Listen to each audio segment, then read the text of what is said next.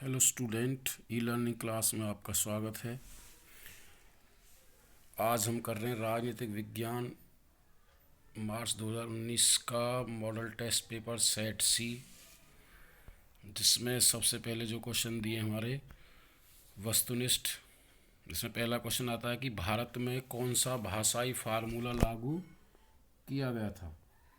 तो इसमें जो भाषाई फार्मूला था भारत में 1968 में लागू किया गया था, जिसमें त्रिभाषाई फार्मूले को सरकार के द्वारा लागू किया गया था।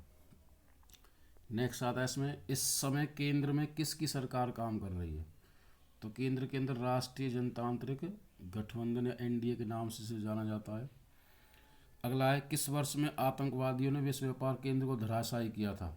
तो इसका आंसर है स्टूडेंट 2001 में विश्व व्यापार संगठन केंद्र को धराशायी किया था। नेक्स्ट आता है कि अमेरिका ने किस वर्ष में इराक पर आक्रमण किया था। तो इसका आंसर आता है स्टूडेंट 2003 में अमेरिका के द्वारा इराक पर आक्रमण किया गया था। अगला क्वेश्चन है, कंप्यूटर युद्ध किस युद्ध को कहा जाता है। तो कंप्यूटर युद्ध स्टूडेंट प्रथम खाड़ी युद्ध को कहा जाता है, और जो 2 अगस्त 1990 से 22 फरवरी 1991 तक चला था, जिसे प्रथम खाड़ी युद्ध के नाम से जाना जाता है। नेक्स्ट क्वेश्चन है इसमें, 9/11 घटना के समय अमेरिका के राष्ट्रपति कौन थे। और इसका आंसर है जॉर्ज बुश। और उस समय जो घटना घटी उसमें 3000 लोग मारे गए थे वर्ल्ड ट्रेड सेंटर में, और 184 लोग मारे गए थे पेंटागन, जिसे अमेरिकी राष्ट्रपति के द्वारा काले दिन के नाम से जाना जाता है। नेक्स्ट क्वेश्चन आता है, अमेरिका के प्रथम श्वेत राष्ट्रपति कौन थे। अब्राहम लिंकन, जो 1861 से और 65 तक राष्ट्रपति रहे थे। नेक्स्ट है तीसरा, चीन में खुले द्वार की नीति की घोषणा कब की गई थी। तो चीन में खुले द्वार की नीति की घोषणा 1978 ईस्वी में की गई थी।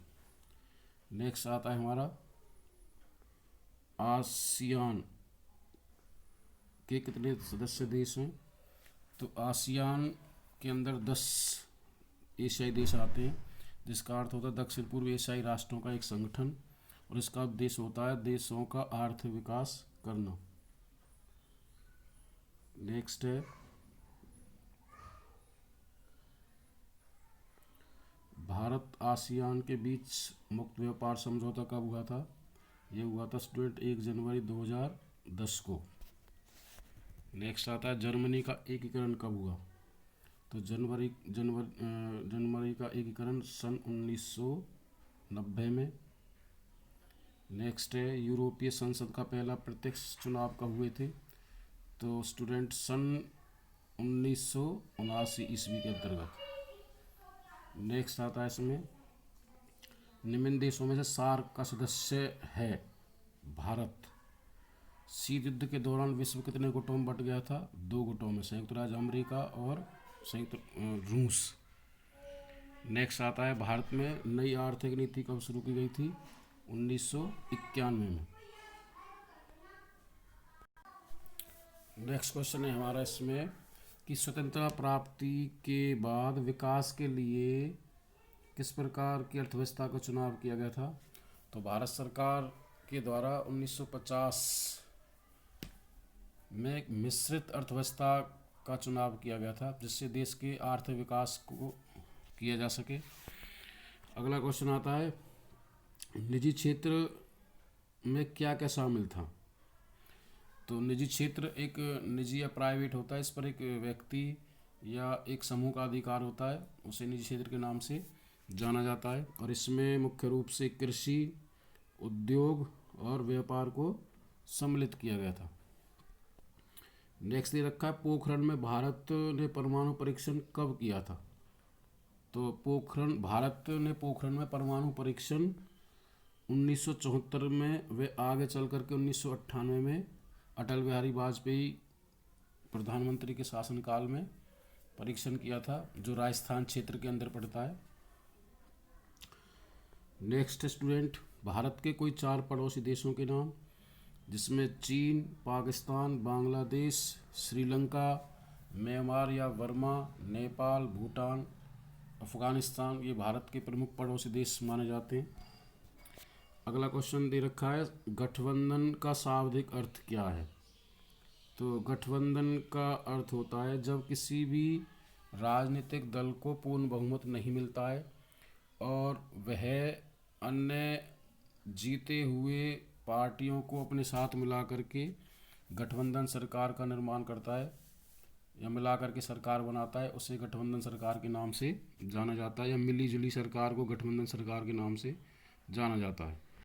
नेक्स्ट क्वेश्चन दिया है हमारा इसमें 7th क्वेश्चन, और जिसमें है कि दो ध्रुवीय व्यवस्था के विखराव के कोई 2 कारण बताइए। तो 2 भागों में बंटना 2 ध्रुवीय के नाम से जाना गया है, जिसमें द्वितीय विश्व साम्यवादी गुट में शामिल देशों का लोकतांत्रिक व्यवस्था की ओर झुकाव होना है, और दूसरा साम्यवादी गुट को नेतृत्व प्रदान करने वाले सोवियत संघ का विघटन होना। ये मुख्य 2 कारण माने जाते हैं।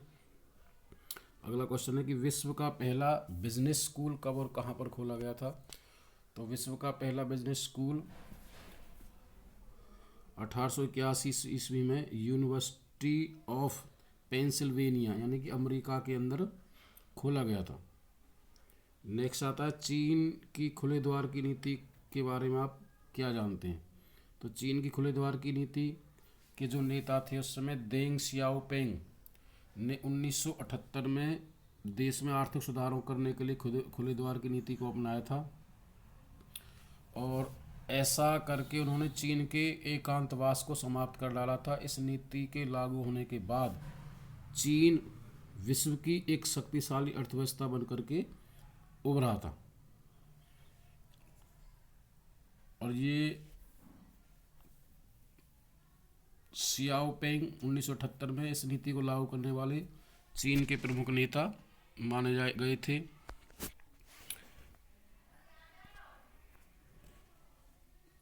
आज के लिए इतना स्टूडेंट, थैंक यू।